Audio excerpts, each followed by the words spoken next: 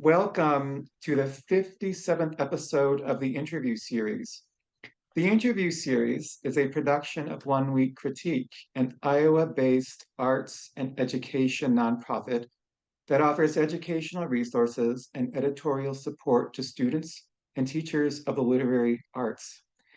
You can learn more about us and our programs or support our work by visiting our website, oneweekcritique.com. That's the number oneweekcritique.com. Please like and subscribe to help us continue producing excellent content. I'm Jon Riccio, joined today by John Compton, born 1987, a gay poet who lives in Kentucky with his husband, Josh, and their dogs and cats. John's newest book, The Castration of a Minor God, was published by Ghost City Press in December 2022. His forthcoming chapbooks are How We Liberated What Secrets We Modified, March 2023, literally tomorrow, from Etched Press, Blacked Out Borderland from an Exponential Crisis, September 2023, from Ethelzine and Micropress, and Melancholy Arcadia, May 2024, from Small Harbor Press. His PDF chapbook, The Sky's Fell Revelations, is free when you purchase The Castration of a Minor God. He has been published in numerous magazines and anthologies and was nominated 3 times for the Pushcart Prize. Welcome, John, and any animals that may be in the background. Yeah, thank you. I'm so honored to be here, and we have 4 dogs and 2 cats. So who knows what's gonna happen? It's always a mystery with them.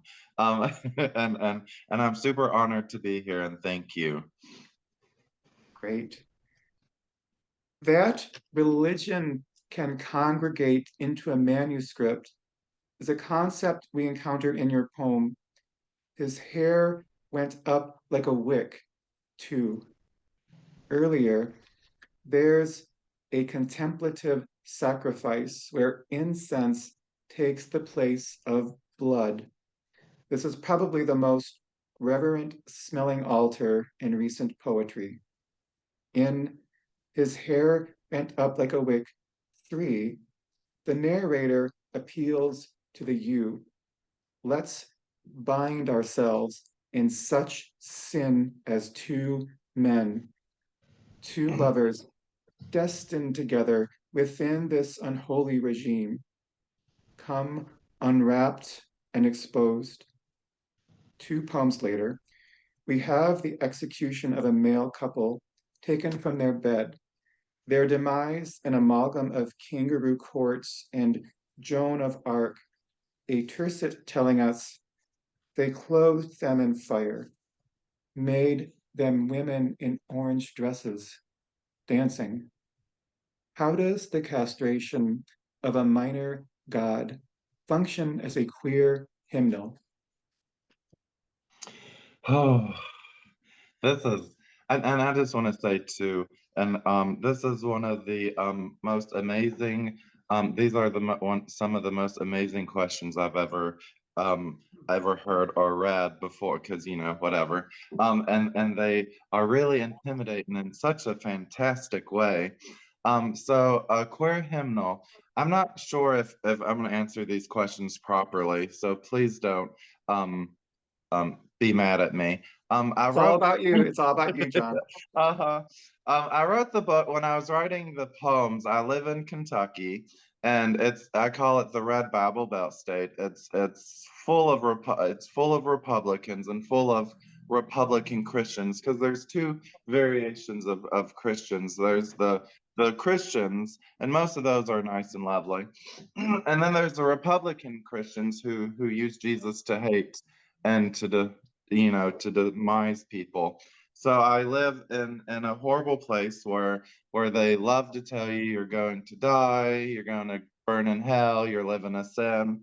So, and my grandmother was a Christian, so I used to go to church a lot. So I really know I've really been embedded in the Christianity religion. So I write a lot about it because um so my the poems I hope are a strength that you can make it through all the hate. There's something at the other end, and once you get away from that, you can just live and be peaceful, and they're only humans like you are, and they're not anything special. Yeah. I'm sorry. That's fine. Thank you. What I admire about your 5-line poems, your fear becomes holy, your fear becomes holy too, and the 7-line poem, I hope that you are listening, which I'll read in its entirety. We linger. We are transparent. We are rain. We've sent 1 million letters to the wrong God, and now someone is punishing us.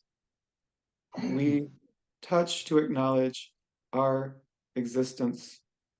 Our skin is a dying flower. I admire the page presence of these poems despite their brevity. These hearken to the micro gems in Robert Creeley's 1990 collection Windows, and I actually brought 2 of them for today. And here's Wheels for Futura 2000. One around one or inside, limit and dispersal. Outside, the emptiness of no edge, round as the sky, or the eye seeing all go by in a blur of silence. And then the second Creeley poem, Wall.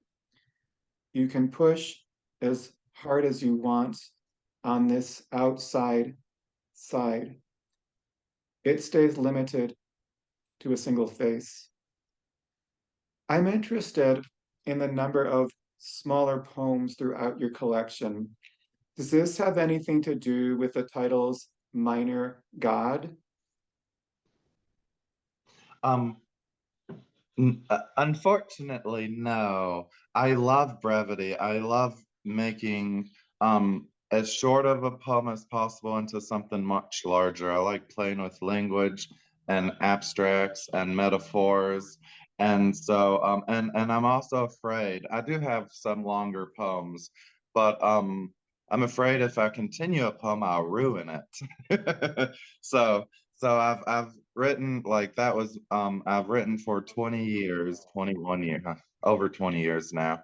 And so my favorite is the brevity. I call them snapshots. But yeah, so the minor god in the title is referencing me, um, because in the world we live in, there's so many gods. Well, in America, there's God, the only God. And so the minor god is the human, um, and making it through the realm and surviving, and with the castration, the Christians trying to cut you down. So that's where the title originates. And the poems are, I just love brevity. And so many people write such long poems. Um, and I enjoy being able to take a small thing and making it really big. Mhm. I like that, the compression, and I do like how you call them snapshots. Mhm. And it reminds me, I once took a letterpress class where we wrote out our poems and then took all the little letters and had to, they're called sandwiches, but you tie them together and then put them onto that big rolling printer. And Oh, so, economy of what you were saying was how you would make the best use of that letterpress rather than having to spend mhm. hours and hours digging through the little letterbox to get maybe 25 lines and then sandwiching them up, cinching them and inking it up, and of course cleaning the letterpress. Whereas if you get an awesome haiku, it's smaller Mhm. and not as many letters, but it's just what can you say in that tiny window of a snapshot. Yes. Oh, that sounds so much fun and beautiful.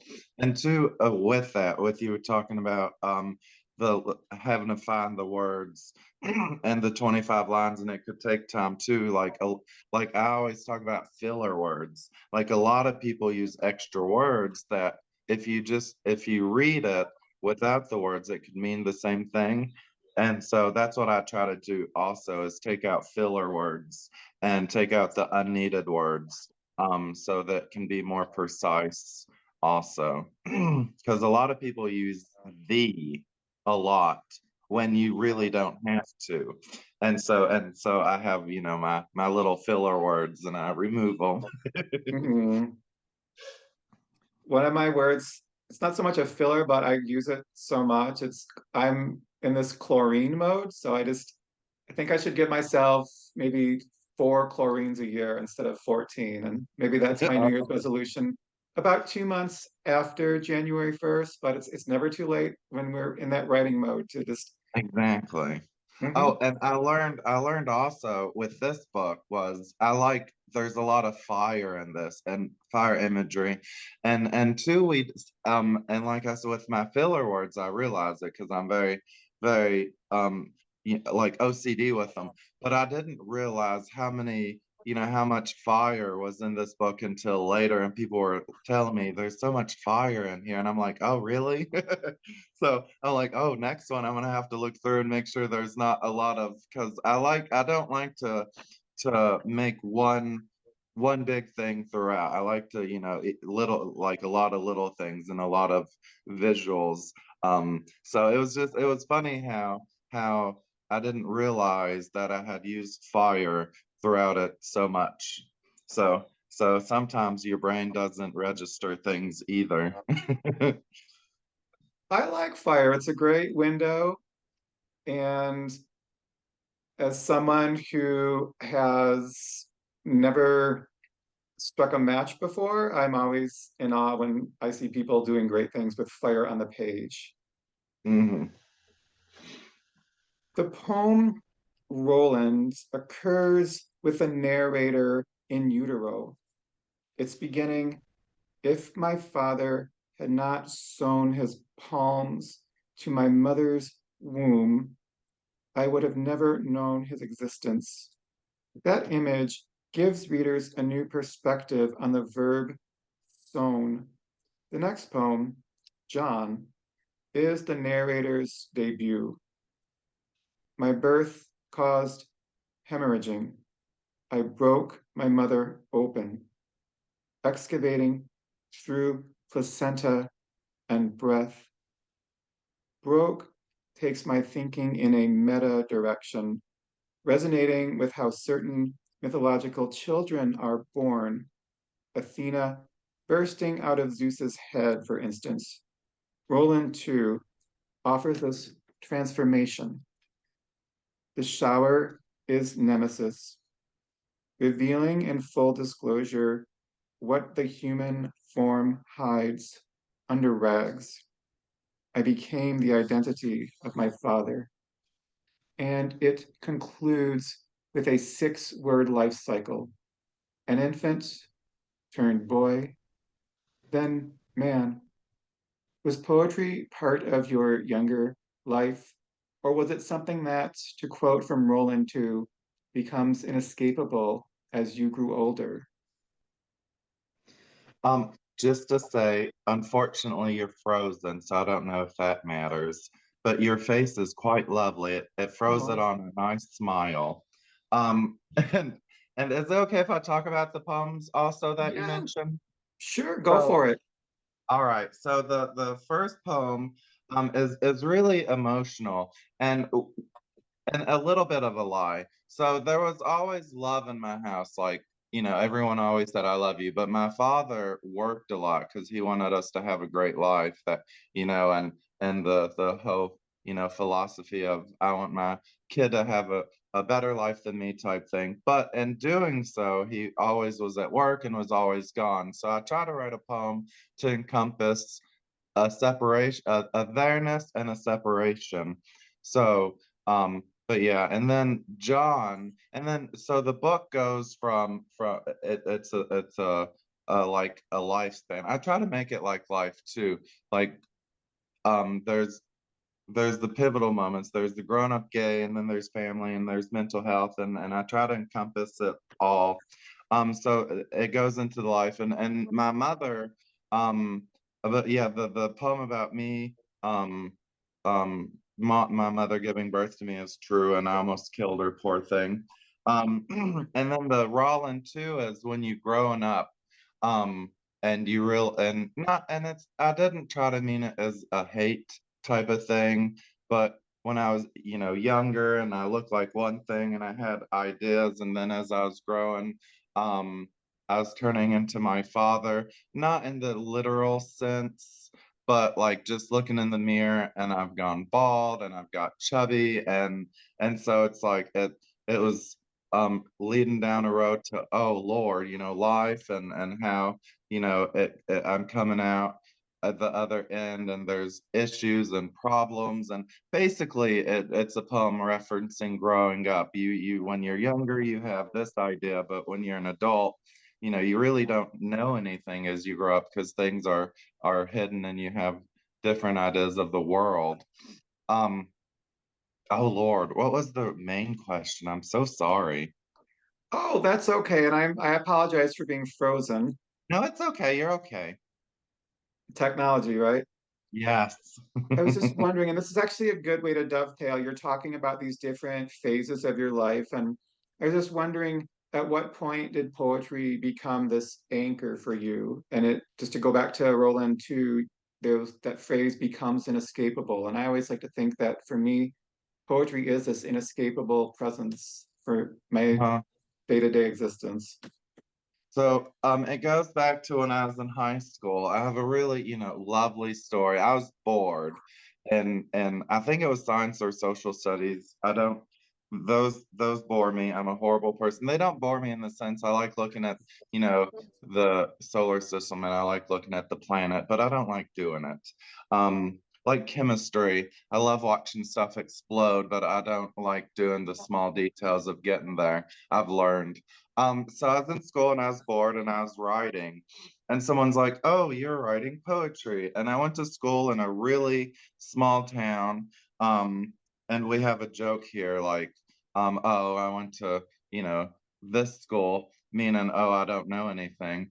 But yeah, so I was like, oh, poetry. So I looked it up on the internet, and I got obsessed, and I literally dedicated my whole life to poetry. I do nothing else. I love poetry. So it's become an obsession. And if poetry, if someone magically made poetry go away tomorrow and there was no more poetry, I wouldn't be in a very good spot because I know nothing else. I love poetry and I love what you can do with words, and I love how you can make sounds with it, and how one word can be a whole world. So yeah, so it's become I've had it all my life, and it's become an obsession, and it's what I do every day. I like that idea of one word world. That should be a new press somewhere. Yes. Now, I keep returning to one of your longer poems, Josh, because of the standalone line, boxes full of sleep. That image fascinates me, and maybe it's because I've had a lot of circadian sleeping issues over the last couple of weeks. But there you have it, boxes full of sleep. Could you read the entire poem and then discuss your revision process? How we got from draft Josh to book Josh? Yes. Let me find it. All right. So I'll read the poem first. Josh. A flash invades our window, breaking open my eyes, boxes full of sleep. My blinks engage like hungry dogs barking. It is fourish something. My glasses chased away by grogginess, too afraid to return until dawn. You are motionless, your breath a distant train. I scan your blurry face, shadows hide around your nose, peek from under your eyebrows. I explore the ceiling like a dark, cloudy sky, my hands resting neatly at my sides in this premature morning. Your bone thick against my skin, and you linger on the edge. There's a sound that hints at pain, but is it pain? You catch something inside me and release it, a wild animal, a dragon. Fire burns, and we are burning. And that's that poem. So, so the poem was not written for Josh, unfortunately, but he was cool with the title. It is the love poem. And technically it's two poems that then me and my editor combined together. I have a wonderful editor, Tommy Sheffield, who like crawled into my mind, and some of the things we did, like he knew exactly what I wanted, but you know how sometimes you can't think of it yourself. So the poem goes, the first part, or the first part is like the love poem, and the second part is kind of sexual. Um, it's about the your bone thick against my skin. That part turns into more sexualness. I won't get into much detail. You can use your imagination. But yeah, so long ago I was laying in bed and I was just trying to think of normal stuff that could happen. Um, and I was lonely, so I wrote a lot of poems about either having someone or hating people, because I hated people a lot. Um, so I wanted something normal, more normal, because I write a lot of stuff that is far-fetched, and not meaning far, just abstract and metaphors and stuff. And so I wrote this poem and laying there, and the box is full of sleep, like I was thinking when you're asleep and your eyes and how they close and your eyeballs are in little boxes. And then sometimes like I'll wake up and I just lay there, but I don't put my glasses on because I'm trying to go back to sleep. It's not as brilliant, as one might think. These poems come to me out of nowhere. I always tell people I'm two different people. I'm the human and the poet. And when the poet comes, the poet is brilliant, and the human is just dumb. And then people want to argue with me. I'm like, no, it's okay. I understand this. Um, and then if you ever had lights come in your window, they make shadows and stuff. And it's always unnerving sometimes. Like I'm afraid of the dark, and so the shadows can make weird imagery on your wall and stuff. So yeah, that's where that poem came from. And about the editing, I edit as I write. So I never, I know a lot of people that have a file after file after file of a poem. I don't do that.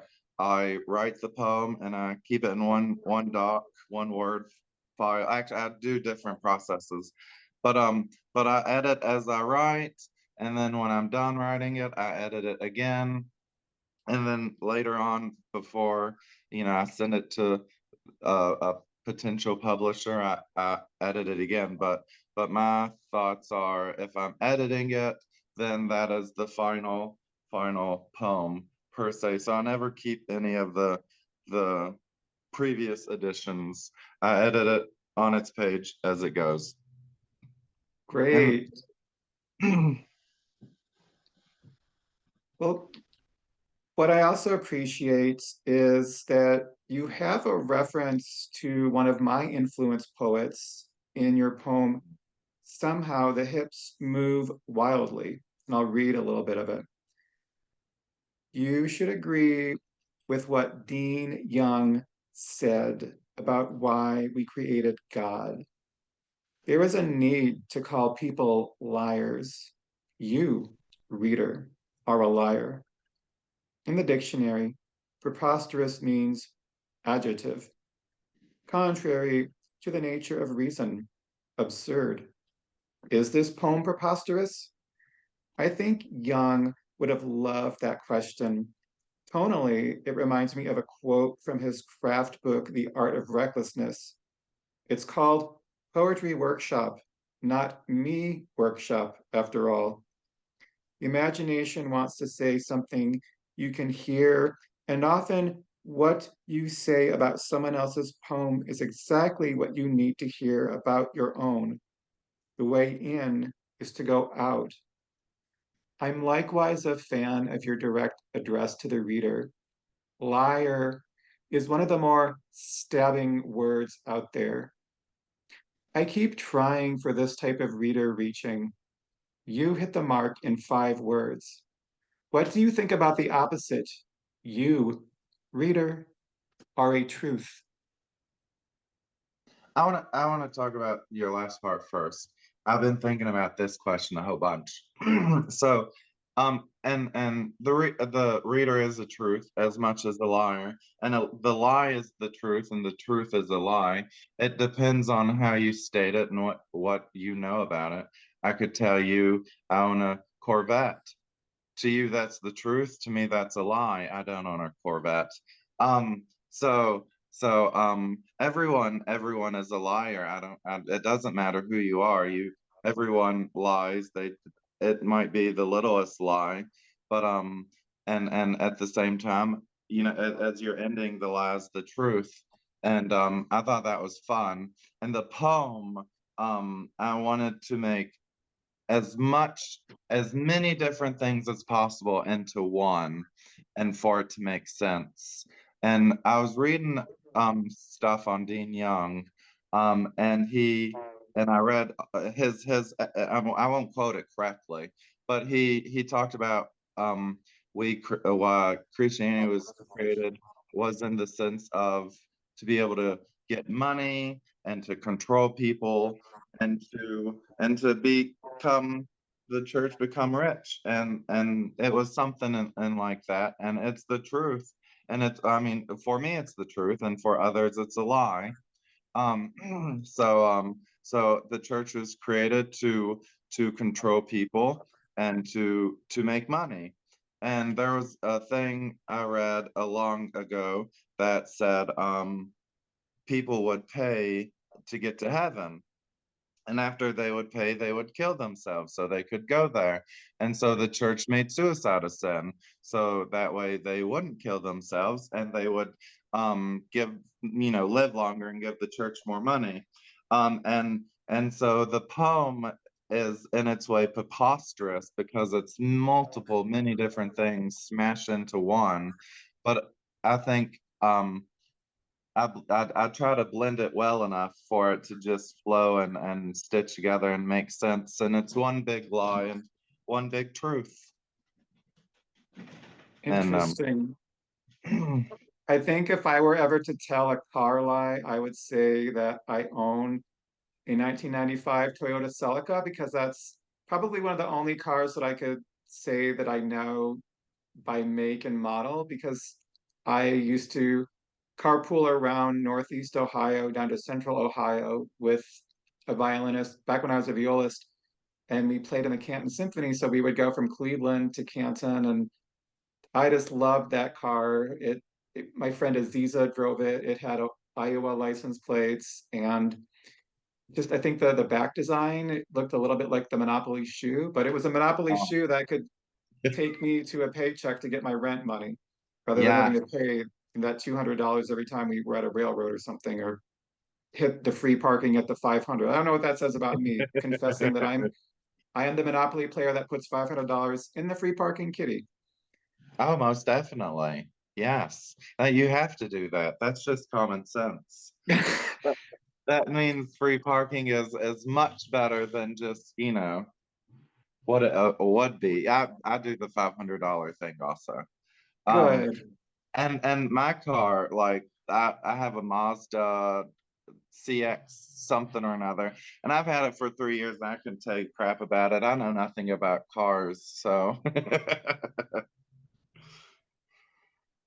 Speaking of transportation, we go to a poem that has no cars, but Men Fall Apart has a special place in my heart. When I tie its ending in jesting wings from birds hoping to learn flight, Back to your myth-evoking title, I'm smack dab in the story of Daedalus and Icarus, where the latter's escape literally fell apart. Let's do a hypothetical sun swap. What could Rowland learn from Icarus and Daedalus from Jon? Um, about this question, about this poem, um, the poem was written the poem was written for a poet when before I was before my first book, before I was, you know, a poet. Well, I was a poet, but before I, got on social media or anything, there was my publisher before my book was out was amazing. And so shout out to Bill Corbett. Unfortunately, they've passed away, but they taught me a lot and they opened many doors and I made a lot of friends. And so Stephen Sandy was one of those friends who was also a famous poet. And they had cancer and it was they beat it for but then remission. It went into remission, but then it came back. And so and they passed away because of their cancer. And it was really, really sad and emotional. And one of the last things I wrote this poem for them.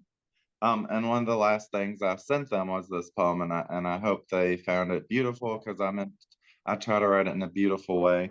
But about the Icarus and whatnot and Roland.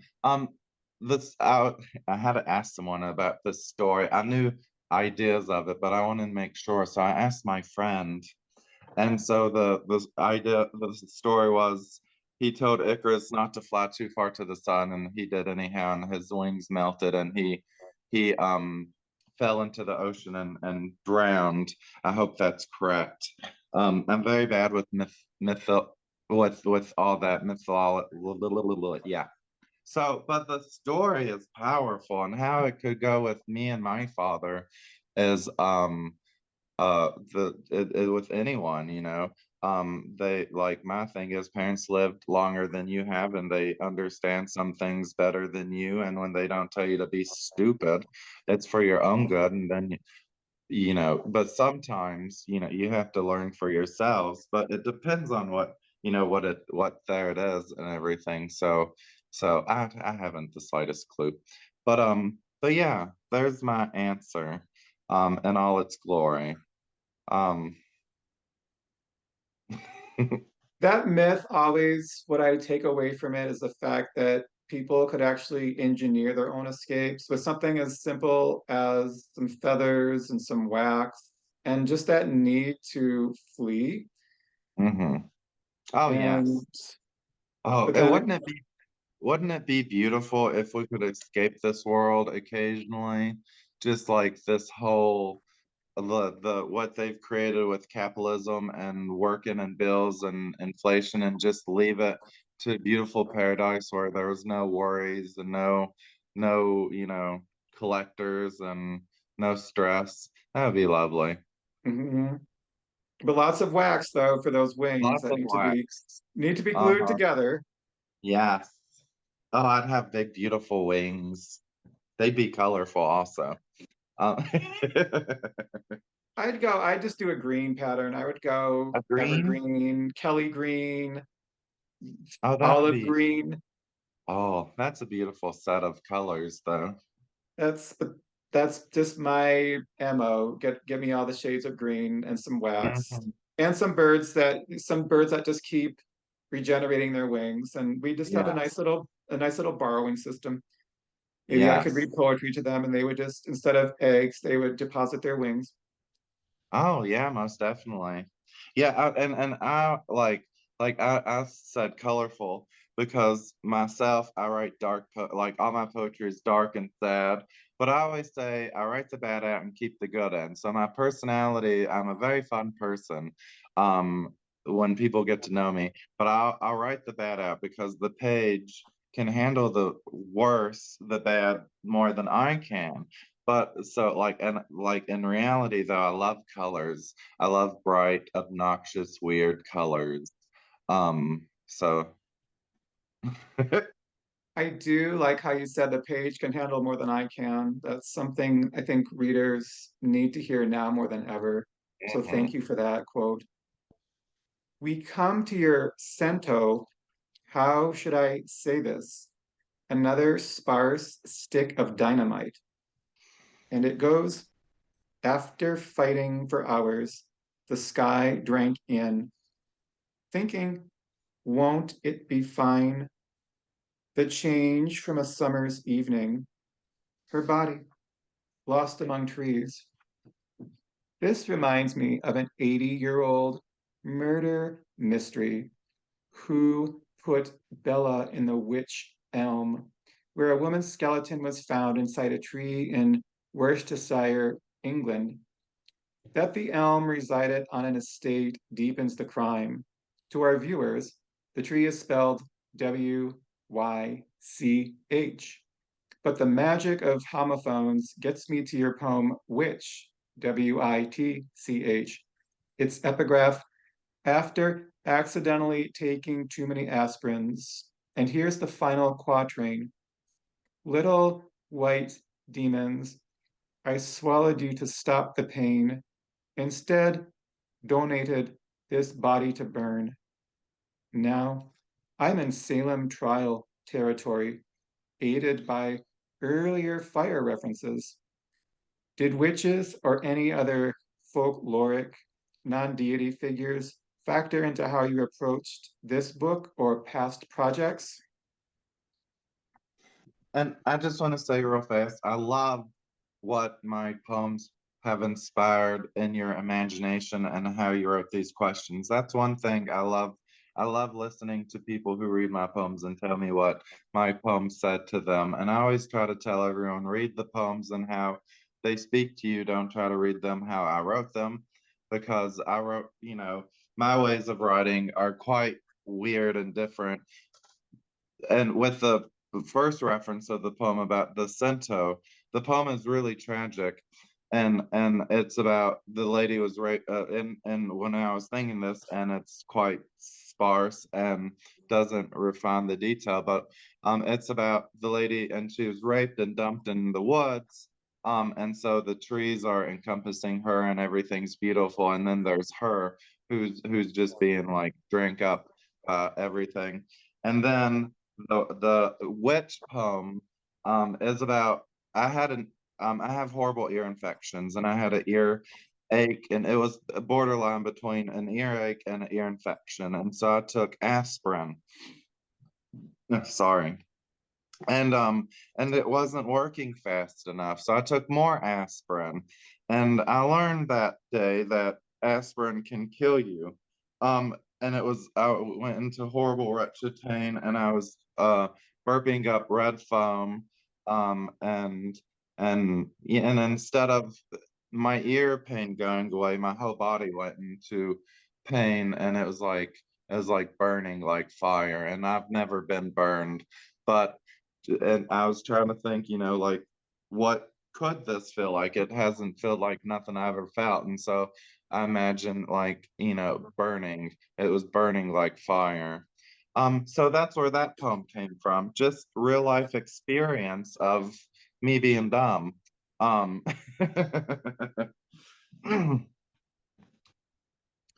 The collection closes with your longest poem, The Every Tree.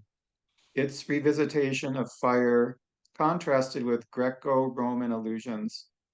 The skin fragments like paint on an antique vase, and the standout simile carrying you home like a pulled tooth. Two stanzas from the end, we're told, stud by stud, the realism falls loose. This spoke to the cavalcade that is my surrealist impulses, or as I call them, infernos unlikely. How about that for fire? That's my rallying cry. Do you have a writing philosophy? So the poem is I just want to talk about the poem real fast. Yeah, it's my longest poem in the book, and it's probably one of my longest poems I've ever written. I think I only have like four really long poems. Otherwise, they're majority of a page or maybe a little over a page. But the poem wrote a long time ago and I lost it. And then recently, well, not recently, like a year ago per se, I found it and I was like, oh my God, why has this poem not been added to, a computer? Because um pre 2019, I wrote all my poems on laptops or my laptop or not laptop typewriter. And I love typewriters. They make music, they're magical, they're amazing. And so then I started putting all my poems onto computer and stuff, but this one had got lost and then I found it and so I edited up and stuff. But it's about someone attempting who thought they attempted suicide or who failed at suicide. They went to attempt suicide, but they thought they failed. And then by the end of it, they realized they hadn't failed and they were dead and they were in their own per se, not really hell, but they're in their own nightmare world. And I'm not saying you're going to die and go to a nightmare place or whatever, but it was just a creepy and horrible place. And and so yeah. Oh Lord, I always forget the question when I go on talking. Oh, writing. Oh, Did you say, was it a writing writing process? a writing philosophy? Um, I I don't know really philosophy. I like to write in chaos. I like to write I don't write very well in silence. Um, so I like writing with like music or the TV or my dog's doing crazy or the window open and I can hear all the outside stuff. Um, so I write and I don't have like a writing time either. I just write whenever I feel the need to write, whenever something comes to me. I don't necessarily, I've tried to do the, sit down and start writing, but it never comes to anything good. So I write when I feel the need to. I'm always reading though. And my yeah, I write in chaos. I like the sporadicness of everything going on. Well, thank you for publishing two poems of mine in the fall of 2020 at Madness Muse Press. Shortly thereafter, you founded Voice Lux Press, which publishes digital and print chapbooks. Some of your authors include Lori Lassiter Hamilton, Melissa Kaufman, and Paul Ilechko. What led to the founding of Voice Lux? And what advice do you have for someone looking to start their own publishing enterprise? So, Ghost City Press, my publisher, they do their chapbook series, and they publish like 70 chapbooks. So the e-chapbook part came from that idea. I've always wanted to have a publishing company. I want to, my favoriteest thing in the world is to bring voices to showcase poems, to showcase poets. Um, and I always wanted to have a publisher so I could publish people and like do it my way. But this year, Voice Lux Press relaunched into publishing also print copies, and I have a whole team, Joe Nasta and Tommy Sheffield, and so and submissions are open. But it's exciting and it's fun, and so yeah, the idea came with the e-chapbook series came from Ghost City Press's e-chapbook series they do, and then originally, I didn't have submissions. I would just ask people I loved that might have not have had a lot of previously published, or I just loved them in general, and I got really really lucky, and I have some fantastic poets. Um, and now we have a website and like an official website, a better website, and you can go to voiceluxpress.com and find all the previously published chapbooks I did when it was by myself. Yeah, so it's just fun. There's a lot of publishing places out there. But I know that I'm a really good promoter and supporter, and I wanted to take people who might have not had a lot of publications or a lot of, you know, whatnots and showcase them. I love showcasing. I ramble too much, I'll tell you right now. But yeah, that's my goal and dream is to publish people and then push them out into the world and to make Voice Lux Press one of the best presses that people um can be at. And our we have amazing royalties, I think, and we have an amazing process that we're going to do with the prints and so and all that good stuff. So and Great. it's too, oh sorry.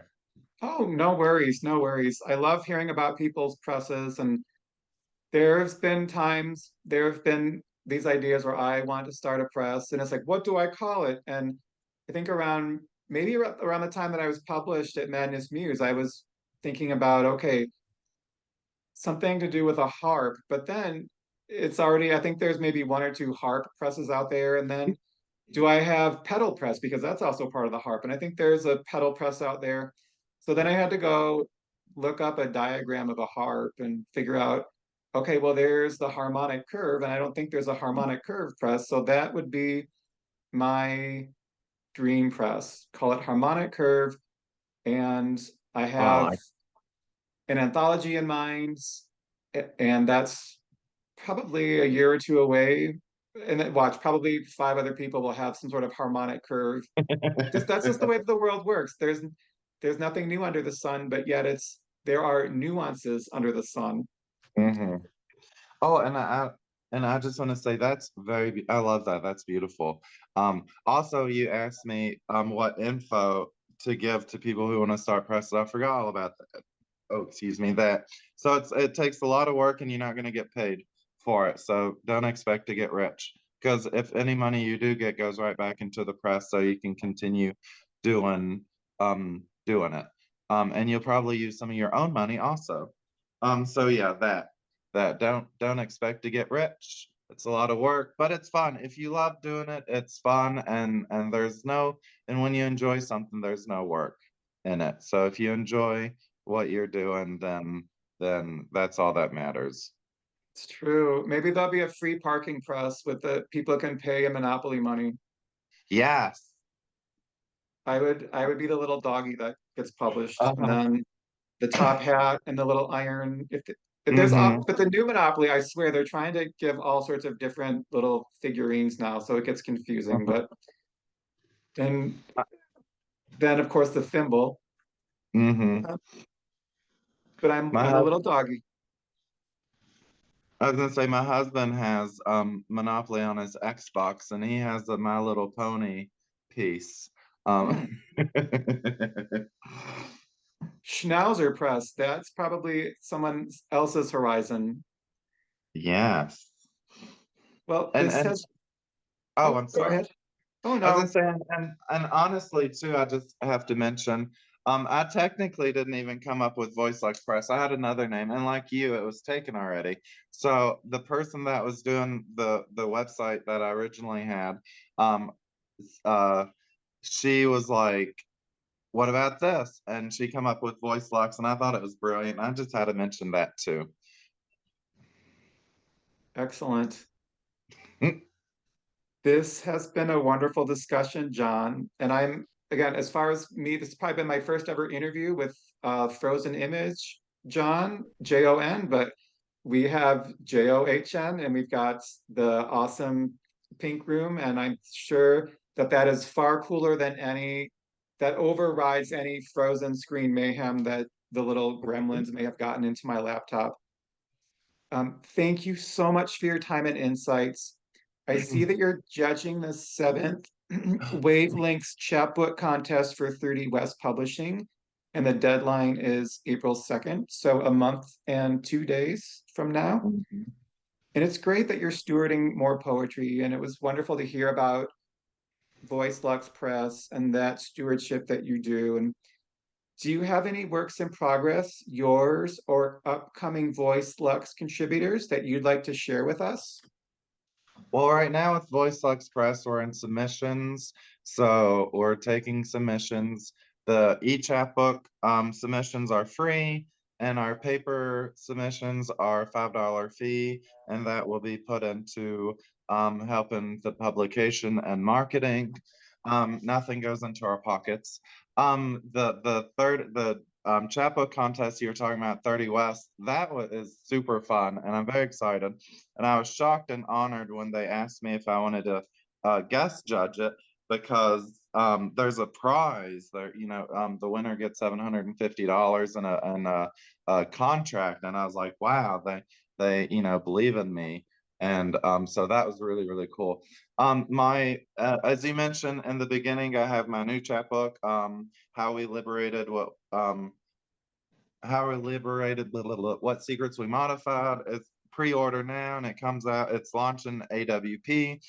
I have the two forthcoming this year and next year. I'm working on two full lengths at the moment, getting them finished up, and I'm working on a new chapbook. So I'm always working. I always have lots of stuff.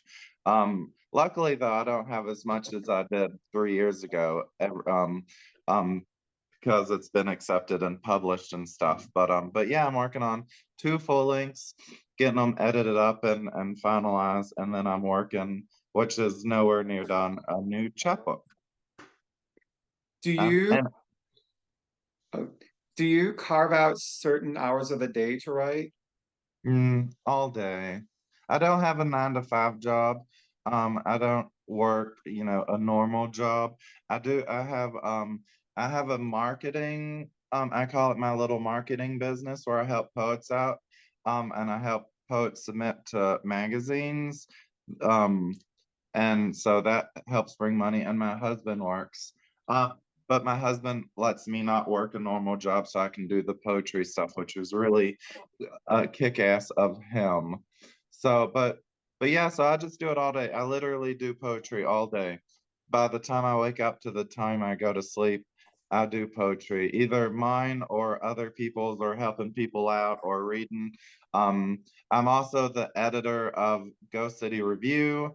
So I wake up and I read this, and I read submissions for that every day. So I wake up, read submissions for that, and then I do my little marketing job, and then always on social, always talking to people. Yeah, so I keep my day busy. I have like 5 or 6 different things going on at all times. Do you have any upcoming readings when the book launches? I have 5 different readings I'm doing at AWP. Those are my upcoming. I have a post about it, but there's um Gods and Monsters, and then there's I'm reading with Wednesday Night Poets. I'm reading with Harbor Press and someone else they're combining. And then yeah, there's 2 others. Sorry, I haven't memorized them, but I have, and which is cool to be my first live readings I ever do. I started reading after COVID on Zoom. And I just did a reading yesterday. Oh, or no, Sunday, which is really really fun. So but yeah, so the next 5 readings will be at AWP in March 8th, 9th, and 10th. Congratulations. That is so neat that you're going to get on that plane, fly all the way to Seattle, and it's poetry. You're literally just it's like you are your own Icarus. Instead of the wings and the wax, you're Mhm. flying on words. And if that sounds a little hokey, it's so be it. The poetry spirits move me to say that you've got that poetry air current going for you. And Seattle's going to be such an awesome opportunity for other people to hear your words.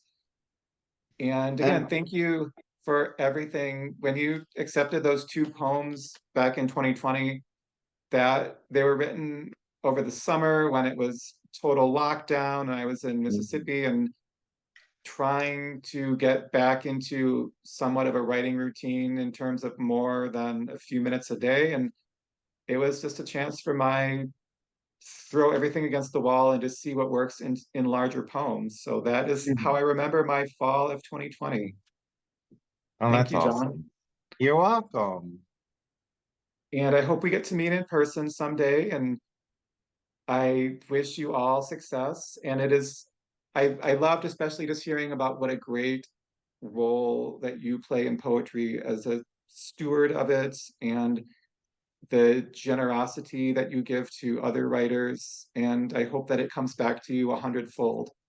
Oh, I appreciate that. Thank you. Means a lot. Excellent. And say hello to all the dogs and to Yeah. Josh. And this concludes our 57th interview, and featured poet is John Compton. Thank you, everybody, for tuning in, and read some of John's work. It is The Castration of a Minor God. I read it a second time last night, and I'm probably going back for a third reading of it in a few days. So there you have Oh, it. well, thank you. Yep. All right, John, take care. Thank you for your You time. too. Thank you. Bye, everyone.